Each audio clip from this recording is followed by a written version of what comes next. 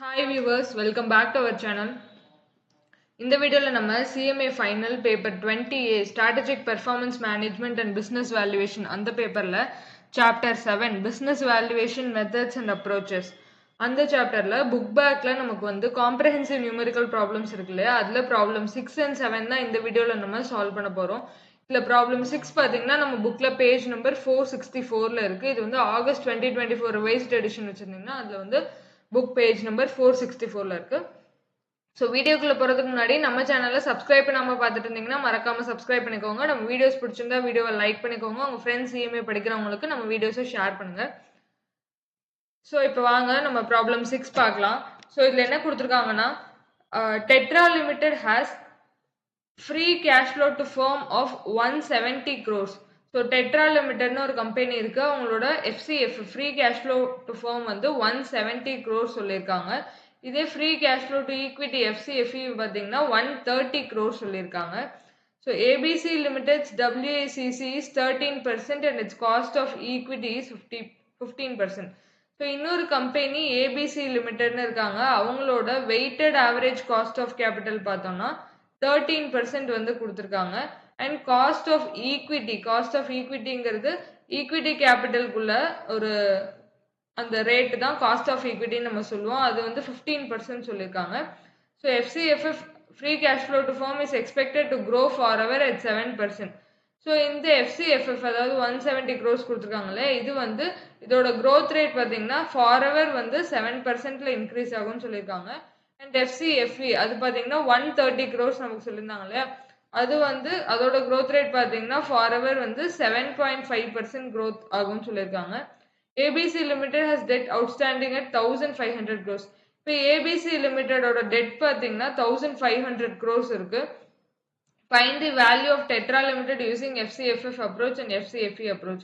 So இந்த ரெண்டு approach free cash flow to firm and free cash flow to equity ரெண்டு அப்ரோச்சையும் base பண்ணி டெட்ரா லிமிடெட்ங்கிற கம்பெனியோட வேல்யூ வந்து நம்மளை ஃபைண்ட் அவுட் பண்ண சொல்லியிருக்காங்க. ஸோ இப்போ சொல்யூஷன் பார்க்கலாம். ஃபர்ஸ்ட் வந்து free cash flow to firm அந்த அப்ரோச் பேஸ் பண்ணி நம்ம சால்வ் பண்ண போகிறோம். ஸோ இங்கே வந்து நமக்கு டிஸ்கவுண்ட் ரேட்டை வந்து எதுவா எடுத்துக்கிறோம்னா WACC தான் எடுத்துக்கிறோம். பிகாஸ் வந்து நமக்கு வேறு எந்த டிஸ்கவுண்ட் ரேட்டும் இங்கே கொடுக்கல. So WACC weighted average cost of capital எடுத்துக்க போகிறோம். The firm value is the present value of FCFF discounted at its weighted average capital cost of capital. So இந்த ஃபார்முலா நமக்கு தெரியும் இல்லையா, FCFF divided by K minus G. இதோட expansion பார்த்தீங்கன்னா கொடுத்துருக்க free cash flow to firm அதாவது 170 crores growth rate அதாவது 7%ஆல multiply பண்ணுவோம். அதான் வந்து 1.07. நம்ம வந்து 1 + க்ரோத் ரேட்னு போடுவோம் இல்லையா, ஸோ அந்த பேசிஸில் 1.07 மல்டிப்ளை பண்ணிட்டு அதுக்கப்புறம் divided by K minus G. இந்த இடத்துல வந்து இது டிவைடட் சிம்பிள் அவங்க புக்கில் மிஸ்டேக் தப்பாக பிரிண்ட் ஆயிருக்கு. K வந்து cost of equity sorry discount rate வந்து நமக்கு 0.13, அதுதான் weighted average cost of capital எடுத்துக்க சொல்லியிருக்காங்க. ஸோ கேவோட வேல்யூ 0.13 அண்ட் க்ரோத் ரேட் வந்து 0.07 கொடுத்துருக்காங்க. So K minus G subtract பண்ணணும். ஸோ இப்போ இந்த ஸ்டெப்பில் பார்த்தீங்கன்னா free cash flow to firm 170 இருக்கு இன்டூ 1.07 வந்து growth rate 1 + growth rate divided by 0.13 minus 0.07. இந்த ஃபார்முலாக்கான வேல்யூஸை நம்ம சப்ஸ்டியூட் பண்ணியாச்சு. ஸோ இதுக்கு வந்து நம்ம இந்த வேல்யூஸை ஃபைண்ட் அவுட் பண்ணோம்னா நமக்கு வந்து 3031.67 crores வந்து free cash flow to firm அப்ரோச்சை யூஸ் பண்ணி டெட்ரா லிமிடெடோட வேல்யூன்னு நம்ம ஃபைண்ட் அவுட் பண்ணிட்டோம். So the market value of equity is the value of the firm minus value of the debt equity. So இங்கே என்ன சொல்லியிருக்காங்கன்னா, இப்போ பார்த்தீங்கன்னா இங்கே நமக்கு வேல்யூ வந்து 3031.67 crores கிடச்சிருக்கா. ஆனால் கொஸ்டினில் பாருங்கள் 1500 crores வந்து டெட் அவுட்ஸ்டாண்டிங். ஸோ டெட் வந்து 1500 crores இருக்கு. ஆக்சுவலாக இது ஏபிசி லிமிடெட் இல்லை, இதுவும் டெட்ரா லிமிடெடோட டேட்டா தான். புக்கில் வந்து மிஸ்டேக்காக தப்பாக பிரிண்ட் ஆயிருக்கு, நீங்கள் மாற்றிக்கோங்க. So total value of the ஃபர்ம்ங்கிறது பார்த்தீங்கன்னா நமக்கு இங்கே 1 செகண்ட்.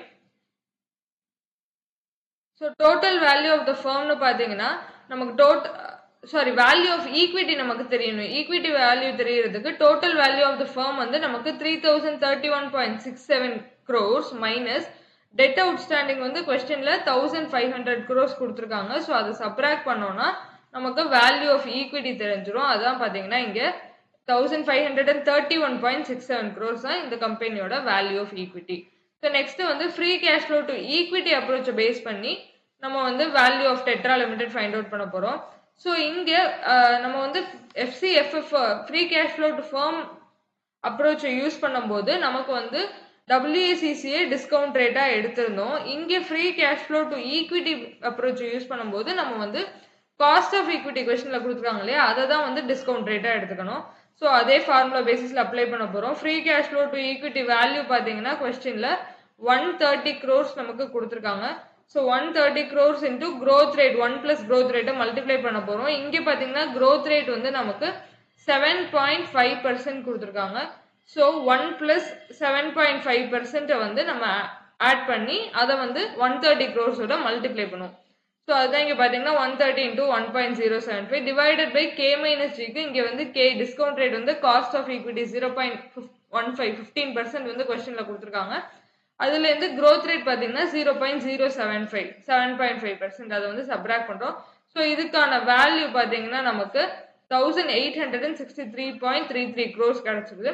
ஸோ இது வந்து டிஸ்கவுண்ட் ரேட் காஸ்ட் ஆஃப் ஈக்விட்டியை வச்சு நம்ம ஃபைண்ட் அவுட் பண்ணதுனால இது வந்து ஃபர்மோட வேல்யூ ஆஃப் ஈக்விட்டி தான், டோட்டல் ஃபர்ம் வேல்யூல வேல்யூ ஆஃப் ஈக்விட்டி தான். ஸோ இப்போ ரெண்டு அப்ரோச்சையும் பேஸ் பண்ணி நம்ம ஃபர்மோட value of equity find out பண்ணியாச்சு. இவ்வளோதான் இந்த problem. So next 7th problem பார்க்கலாம். 7th ப்ராப்ளம்ல என்ன சொல்லியிருக்காங்கன்னா, Vinayak limited is considering buying the business of Vedant limited. The final accounts for which for the last 3 years were as follows. Profit and loss account for 3 years ended 31st March. So Vinayak லிமிடெடுங்கிற company வந்து வேதாந்த் லிமிடெடுங்கிற கம்பெனியோட பிஸ்னஸை வந்து acquire பண்ண போகிறாங்க. So அவங்களுக்கான final accounts இங்கே கொடுத்துருக்காங்க. ப்ராஃபிட் அண்ட் லாஸ் அக்கௌண்ட் வந்து பாஸ்ட் 3 இயர்ஸ்க்கு வந்து இங்கே கொடுத்துருக்காங்க இந்த டேபிளில். நெக்ஸ்ட் பார்த்தீங்கன்னா பேலன்ஸ் ஷீட் வந்து இந்த டேபிளில் பாஸ்ட், அதாவது 2020லேருந்து 2023 அந்த 4 வருஷத்துக்கு வந்து நம்ம கொடுத்துருக்காங்க. Vinayak Limited wishes that the offer to be based upon trading cash flow rather than book profit. So இந்த ஆஃபர் வந்து ட்ரேடிங் கேஷ் ஃப்ளோவை பேஸாக வச்சு அதை வச்சு மூவ் பண்ண சொல்லியிருக்காங்க. புக் ப்ராஃபிட்டை வச்சு எடுத்துக்க கூடாது. ஸோ ட்ரேடிங் கேஷ் ஃப்ளோங்கிறது என்ன, நமக்கு ஆப்ரேட்டிங் கேஷ் ஃப்ளோ அதை பேஸ் பண்ணி போகணும். Trading cash flow means, trading cash ஃப்ளோனா என்னன்னா cash received from debtors less cash paid to creditors. So trading cash ஃப்ளோனா என்னன்னா அவங்களே மீனிங் கொடுத்துட்டாங்க. Cash receive from debtors minus cash paid to creditors, இந்த பேசிஸ்ல வந்து நம்மளை எடுத்துக்க சொல்றாங்க.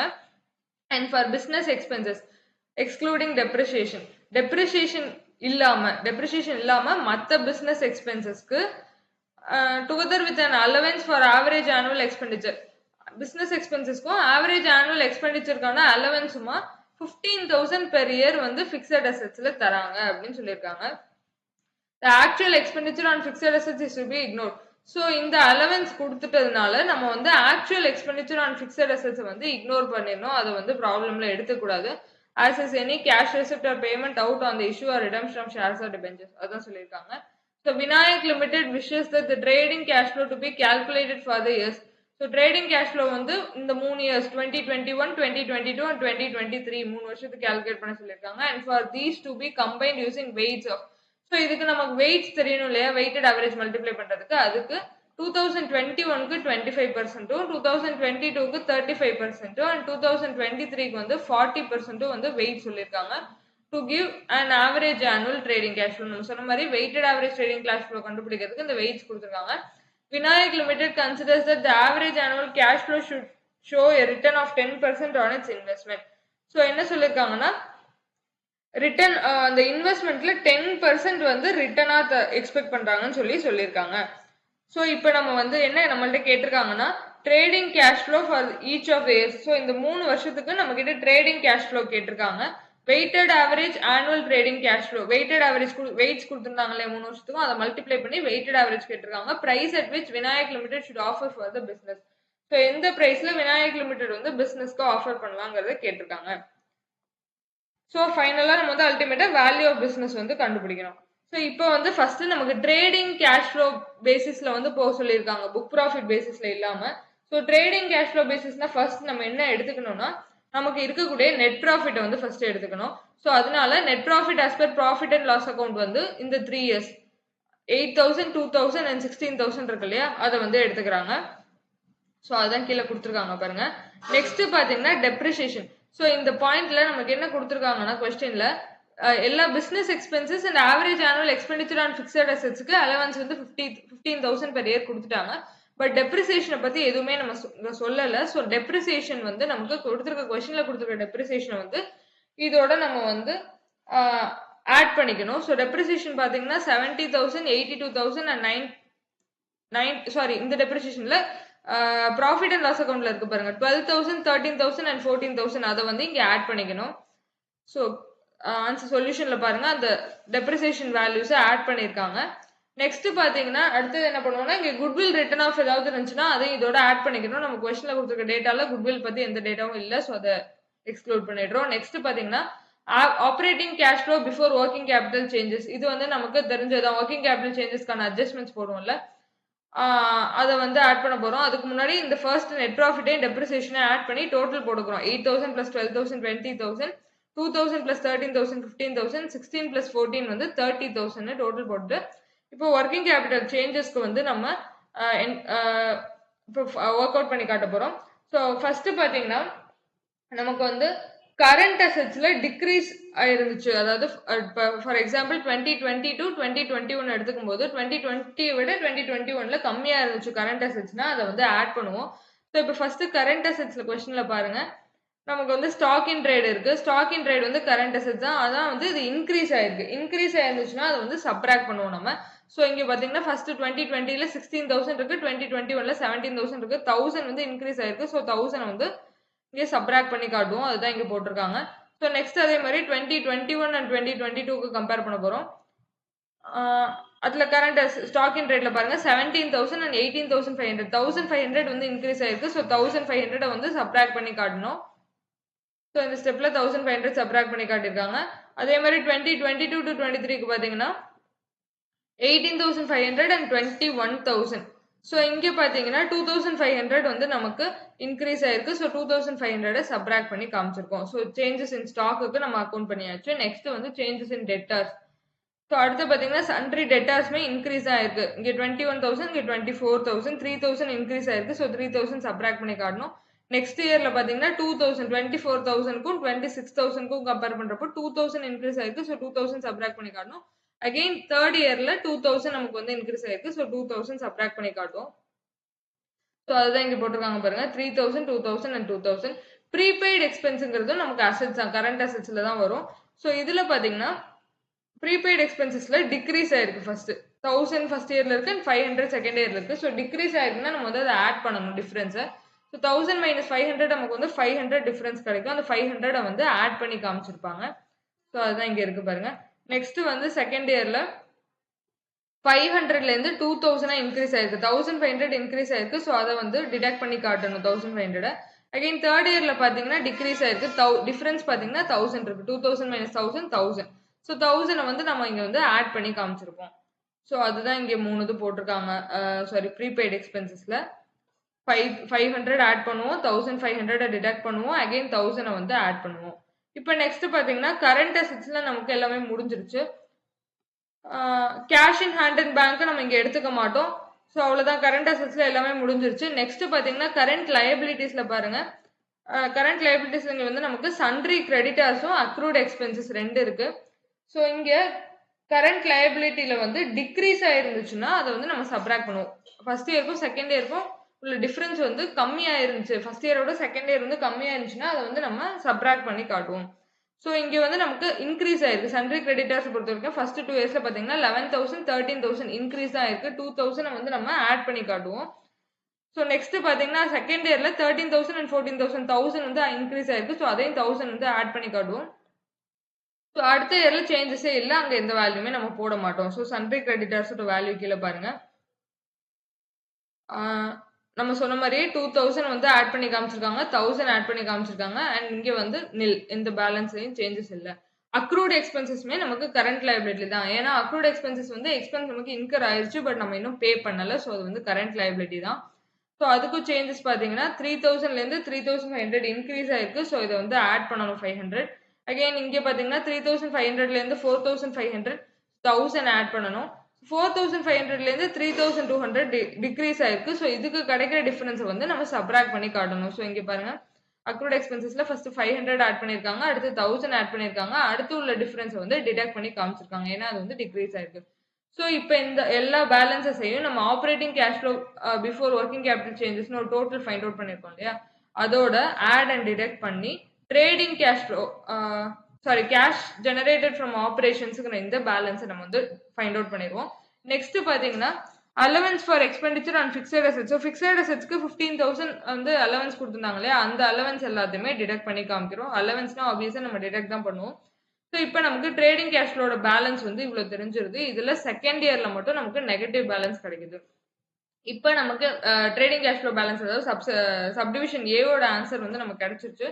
Next weighted average trading cash flow find out பண்ண போறோம். அதுக்கு நமக்கு வெயிட்ஸ் வேணும். ஸோ வெயிட் வந்து 3 வருஷத்துக்கு கொஸ்டின்ல கொடுத்துருந்தாங்க. 25%, 35% அண்ட் 40%. அதை வந்து இதோட மல்டிப்ளை பண்ணிக்க போறோம். மல்டிப்ளை பண்ணோம்னா நமக்கு weighted average trading cash flow வந்து 1000, 1050 அண்ட் 4080 கிடைச்சிரும். ஸோ இப்போ இதை வந்து அகைன் ஆவரேஜ் பண்ண போறோம். 1000 பிளஸ் 4080 மைனஸ் 1050 டிவைடட் பை 3 போட்டோம்னா நமக்கு வந்து 4000 டிவைடட் பை 3 கிடையாது, இதை ஆட் பண்ணி total weighted average cash flow வந்து ஃபைண்ட் அவுட் பண்ணிருக்கோம். 1000 பிளஸ் 4080 மைனஸ் 1050 போட்டோம்னா இங்கே 4030 நமக்கு கிடைச்சிரும். ஸோ இப்போ வந்து வெயிட்டட் ஆவரேஜ் கேஷ் ஃப்ளோ நமக்கு கிடைச்சிருச்சு. கொஸ்டின்ல என்ன லாஸ்ட் பாயிண்ட் சொல்லியிருந்தாங்கன்னா, விநாயக் லிமிடெட் வந்து எவ்வளவு எக்ஸ்பெக்ட் பண்றாங்கன்னா return of 10% on its investment. அவங்க இன்வெஸ்ட்மெண்ட்ல 10% ரிட்டர்னை வந்து எக்ஸ்பெக்ட் பண்றாங்கன்னு சொல்லிட்டாங்க. ஸோ ரிட்டர்னோட வேல்யூ 4013 நமக்கு தெரியும், ரிட்டர்னோட பர்சன்டேஜும் 10% தெரியும். ஸோ இதாவது இதை டிவைட் பண்ணோம்னா நமக்கு வந்து வேல்யூ ஆஃப் பிசினஸ், அதாவது இன்வெஸ்ட்மெண்டோட வேல்யூ பார்த்தீங்கன்னா 40,300ங்கிறது நமக்கு வேல்யூ ஆஃப் பிசினஸ் கிடைச்சது. ஸோ இவ்வளவுதான் இந்த ப்ராப்ளம். இதுல ஏதாவது டவுட்ஸ் இருந்தா கமெண்ட் செக்ஷன்ல மென்ஷன் பண்ணுங்க. நான் நெக்ஸ்ட் வீடியோல உங்களுக்கு அதை கிளாரிஃபை பண்றேன். அடுத்த வீடியோல இன்னொரு இன்ட்ரெஸ்டிங் டாபிக்கோட மீட் பண்ணலாம். until then, thank you.